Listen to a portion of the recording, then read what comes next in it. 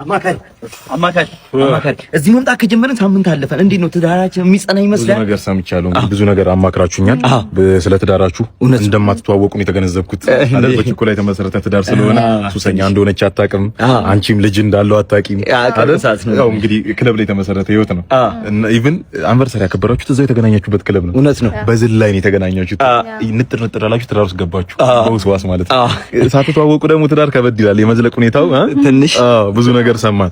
እንግዲህ ወደ አንቺ ስመጣ አስቴር አወቀ በጣም ተወዳጅ ሙዚቃዎቿን ለኦዲየንሷ እያቀረበች ለሚወዷት ለነሱ ስታቀርብ ነው ማይክ ማትለቀው መድረክ እንትን የምትለው። አንቺ ማን ስለሆንሽ ነው ማይክ ማትለቀው? የምን ማይክ?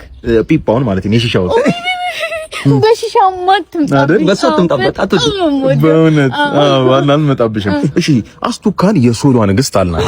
አንቺ ማን ነሽ? የሟሰሏ ንግስት ንገሪልኝ። የፒፓ ንግስት በእውነት አፈንጁሺ እንድታርጊ የታባቱ። አንተስ? ስለ ቦዲ ካውንታችን አውርተናል። ከሷ በፊት ከ50 ሴቶች በላይ ታውቃለህ።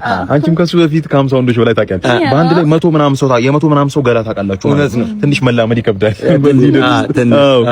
አንቺም ብትሆኚ ከጀርባሽ ታቆምና ወይ ይኸውልህ የሚለውን ታቶ አይቼዋለሁ። እኔም አይቼዋለሁ። ግን እንዴት አየሁ? አማካሪ ነው አይደል እንዴ? ከአማካሪም ጋር አይደል ወይ? በቃኝ ፈጣሪ ወይ በቃኝ። አንዴ እኮ ጠረጠረ እየተመኘም የተኛም አንድ አይደል?